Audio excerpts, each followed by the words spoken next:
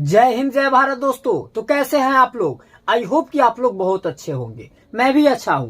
आज आप लोगों से हम बात करने आ गए हैं जो आपका जो बोर्ड परीक्षा 2023 क्लास 10th का होने वाला है, इसमें आप टॉप कैसे कर सकते हैं। जी हाँ दोस्तों, या आप अभी तक पढ़ाई अगर मजाक करके किए हैं तो अब सीरियस पढ़ करके ये दिसंबर से रणनीति बना करके आप कैसे बिहार बोर्ड में अच्छे मार्क्स ला सकते हैं। तो इसके लिए मैं आज आपको बताने आ गया हूं। दोस्तों, आप जैसा कि जानते हैं आपके टोटल 5 सब्जेक्ट होते तो 6 सब्जेक्ट है, लेकिन मार्क्स 5 सब्जेक्ट का जुटता है, जिसमें किसी किसी को 7 सब्जेक्ट भी होता है। जैसे 6 सब्जेक्ट ये हुआ और एक सब्जेक्ट कोई ऑप्शनल एक्स्ट्रा जो ले लेता है, ऐच्छिक जिसको बोलते हैं, तो 7 हो जाता है। तो हम लोग आज बात करेंगे जो कैसे हम लोग मार्क्स को ऑब्टेन ज्यादा से ज्यादा करेंगे। आज दोनों स्टूडेंट्स के लिए बात करेंगे जो सफाई पढ़ नहीं पाए हैं और जो कुछ पढ़ पाए हैं। जो अच्छे स्टूडेंट्स हैं वो चाहेंगे जो हम टॉप कर जाए, और जो थोड़ा खराब स्टूडेंट है वो चाहेंगे जो हम फर्स्ट कर जाए। तो दोनों कैसे करेंगे उसके लिए आज आप लोगों को हम बताने आ गए हैं। चलिए वीडियो बिना स्किप किए हुए शुरू से अंत तक देखिएगा, इससे ज्यादा अच्छा से आपको समझ में आएगा। नहीं तो हो सकता है बीच में कोई मैं ऐसा बात बोल दूं जो आप नहीं सुन पाए तो आपको उसका लाभ नहीं मिल पाएगा। इसीलिए चलिए, आपको एग्जाम जो होगा वो maths, science, SST, Hindi, Sanskrit और इंग्लिश, यही ना 5 सब्जेक्ट मिला करके होगा। तो 5 सब्जेक्ट में मैं हुआ तो 6 सब्जेक्ट, 1 2 3 4 5 6, तो ये 6 सब्जेक्ट का आपका एग्जाम होगा। अब इसमें मैथ्स जो है ये 100 मार्क्स का होता है, साइंस 80 मार्क्स का होता है, एसएसटी 80 मार्क्स का होता है, हिंदी 100 मार्क्स का होता है, संस्कृत 100 मार्क्स का होता है, इंग्लिश 100 मार्क्स का होता है। लेकिन इसको मैं गोल कर देता हूं क्योंकि ये जो है इसका मार्क्स ऐड नहीं होता, लेकिन इंग्लिश पढ़ना जरूरी है क्योंकि आप जब इंटरमीडिएट में जाएंगे तो इंग्लिश आपका कंपलसरी हो जाएगा, इसीलिए तो ध्यान दीजिएगा। तो ये 1 2 3 4 5, इसमें मैथ 100 मार्क्स का होगा, 100 का। साइंस 80 ही होता है, तो साइंस में 20 नंबर सर कहाँ जाता है, तो 20 नंबर जो है ये 20 नंबर ये आपका हो जाता है प्रैक्टिकल। क्या हो जाता है?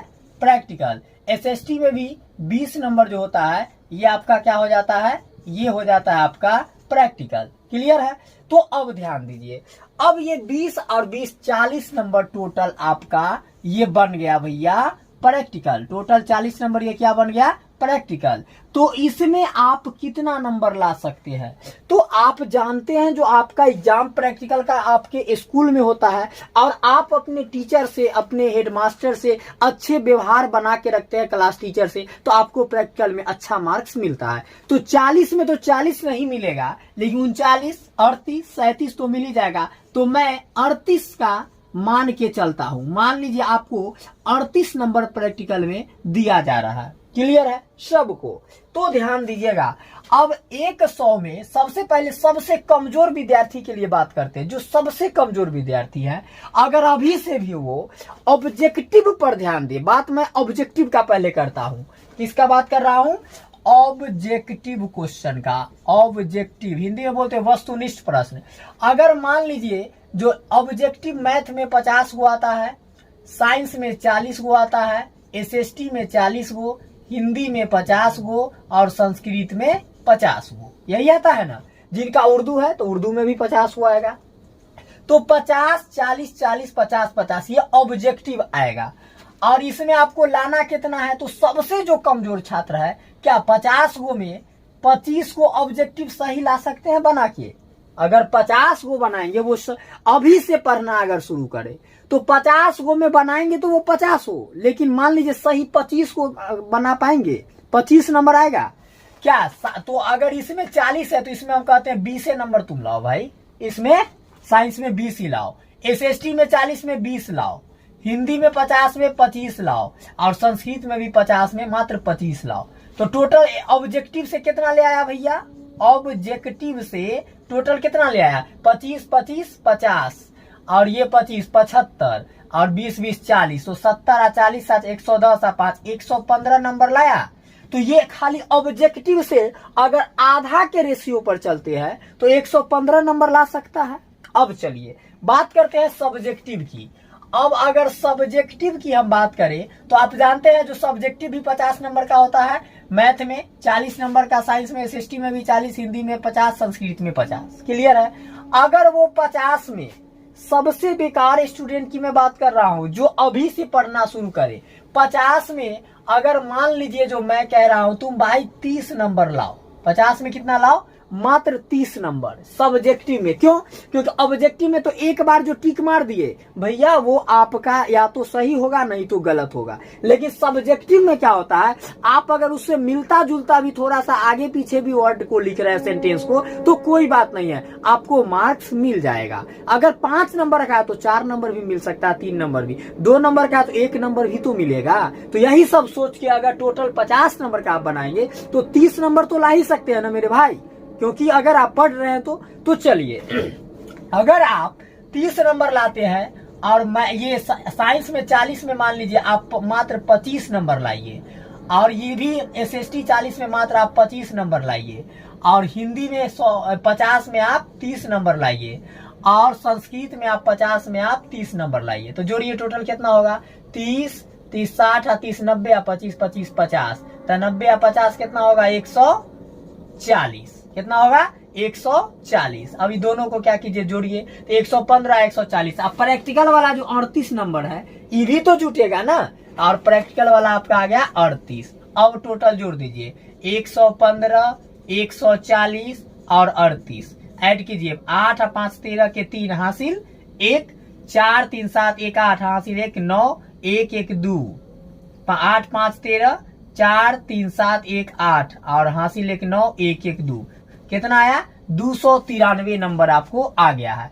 अब आपको 7 नंबर से फर्स्ट डिवीजन मेरे भाई छूट रहा है, तो आप ऐसा कर सकते हैं, ये जरूरी नहीं है जो मैं बोला हूं जो 100 में 50 नंबर ऑब्जेक्टिव है तो आप 25 को सही होगा, 30 को तो हो सकता है, हाँ 24 भी तो हो सकता है। अगर इसमें बोले 25 नंबर सब्जेक्टिव में लाना है तो जरूरी नहीं आप 25 नंबर लाएंगे, आप 30 नंबर भी ला सकते हैं, कोनों में 20 नंबर भी ला सकते हैं। तो ऐसे करके क्या 7 से 10 नंबर तक आप इंक्रीज नहीं कर सकते हैं, तो कितना आएगा, 293 में 10 जोड़ेंगे तो 93 7 300 इधर 3, तो 303 नंबर के आसपास आएगा। मतलब जो सबसे कमजोर स्टूडेंट है जो अभी अगर पढ़ाई शुरू करते हैं तो वो 303 नंबर लाएंगे, मतलब वो फर्स्ट डिवीजन ला सकते हैं। क्या लाएंगे, फर्स्ट डिवीजन वो ला सकते हैं। ये सबसे कमजोर स्टूडेंट का रणनीति मैं बताया हूं। अब बता रहा हूं जो पढ़ने में बहुत अच्छे खासे स्टूडेंट्स हैं और जो तैयारी एकदम धूमधाम से करते आ रहे हैं और अब वो रिवीजन करेंगे और अब उनको कितना लाना होगा, तो वो 400 प्लस मार्क्स कैसे ऑब्टेन कर पाएंगे उनके लिए। चलिए उनके लिए बात करता हूं। तो मान लीजिए भैया यहाँ पे वो भी 40 में 38 नंबर तो प्रैक्टिकल में लाएंगे ही लाएंगे। चलिए अब 38 नंबर जब प्रैक्टिकल में लाएंगे तो मैथ हो गया, साइंस हो गया, एसएसटी हो गया, हिंदी हो गया, और ये क्या एक बच गया, संस्कृत हो गया। क्लियर है। क्या मैथ में अगर 50 ऑब्जेक्टिव है तो जो अच्छे स्टूडेंट है उनको क्या 45 ऑब्जेक्टिव नहीं सही होगा? साइंस में क्या 80 में 40 में आपको 35 ऑब्जेक्टिव नहीं सही होगा? एसएसटी में 35 नहीं होगा? हिंदी में क्या आप 45 नहीं लाएंगे? संस्कृत में क्या आप 45 नहीं लाएंगे? ला सकते हैं ना। 45 पर तो डाउट नहीं हो सकता है। चलिए आप लोगों को अगर दिक्कत है तो मैं 45 को कर देता हूं 40, 30 30, 35 को 30, 40 40। क्लियर है। आप मैथ में 50 में 40 ऑब्जेक्टिव तो जरूर सही बना सकते हैं, 10 को मैं गोली मारता हूं। साइंस में 40 में 30 तो बना ही सकते हैं ना, 10 को गोली मारिए। एसएसटी में भी 40 में 30 बना सकते हैं, 10 को गोली मारिए। हिंदी में भी आप 50 में 40 और संस्कृत में 50 में 40, सब में 10-10 छोड़ दिया हो। इतना तो आप सही ऑब्जेक्टिव कर सकते हैं। टोटल जोड़िए कितना हुआ, 4 4 8 4 12 120 और 30 और 30 60, 60 20 180, यही ना होगा जी। 0 4 4 8 4 12 3 15 3 18, 180 नंबर आपको ऑब्जेक्टिव से आ रहा है। और प्लस इसमें 38 नंबर आपको जोड़ना है, क्या चीज का, प्रैक्टिकल का। तो कितना आ गया, 8 8 3 11 1 1 2, 218 नंबर आपको आ गया। ये क्लियर है। 218 नंबर जो आपको आ गया। सो अब ध्यान दीजिए, अब सब्जेक्टिव से मैथ में 50 नंबर के सब्जेक्टिव होगा, इसमें तो आप 9 50 तो 45 ला ही सकते हैं मेरे भाई। 45 नंबर तो आप ला ही सकते हैं। अब ध्यान दीजिए, बना करके अब आप इतने अच्छे स्टूडेंट हैं, आप पढ़ रहे हैं इतने अच्छे से कोचिंग ट्यूशन स्कूल, और अगर मैथ में 50 में 45 नहीं लाएंगे तब तो बेकार है। क्योंकि ई जब कमजोरवा स्टूडेंट एकदम जो है भकलेला, ई जब पढ़ेगा इतना अच्छा से मात्र 2 महीना तो ये फर्स्ट डिवीजन ला सकता है, तो आप काहे नहीं टॉप कर सकते हैं? नहीं। अब देखिए, साइंस में 40 नंबर में 35 नंबर ला सकते हैं, एसएसटी में 30 नंबर में, ये 40 नंबर में 35 नंबर आप ला सकते हैं। उसके बाद हिंदी में 50 नंबर में आप 45 ला सकते हैं, और संस्कृत में 50 नंबर में मान लीजिए 40 ला सकते हैं। क्योंकि संस्कृत में इसलिए कम कह दिए हैं क्योंकि आपको मान लीजिए थोड़ा ज्यादा ही दिक्कत संस्कृत पढ़ने में बच्चों को होता है, तो इसको जोड़िए टोटल 5 5 10 5 15 5 20 के 0 कैरी 2 4 4 8 कैरी 2 10 3 3 6 10 6 16 4 20 कितना आया? 200 आया। अब ये 200 को इसमें ऐड यहाँ कर दीजिए, कर देंगे क्योंकि 80 नंबर प्रैक्टिकल, सॉरी ये ऑब्जेक्टिव, 38 नंबर प्रैक्टिकल और 200 नंबर सब्जेक्टिव। अब जोड़िए 218 में 200 तो कितना आया? 418। भैया कहाँ आप 400 नंबर प्लस नहीं ला पा रहे हैं? आप तो ले आए 418 नंबर ले आए। 400 पर आप लोग को एकदम दाव था भैया हमको कैसू 400 आना चाहिए, 418 आप ला रहे हैं प्लस नहीं, तो आप इतना ला सकते हैं। तो आपका ये रणनीति है, आप टॉप कर सकते हैं कि नहीं? आप इससे भी ज्यादा ला सकते हैं, मैं तो कम कर दिया हूं, लेकिन आपको अपने आप पे भरोसा होगा क्योंकि कहा गया है confidence in your own gifting. आप ऐसा रणनीति बना करके आप एग्जाम में बहुत अच्छे स्कोर ला सकते हैं।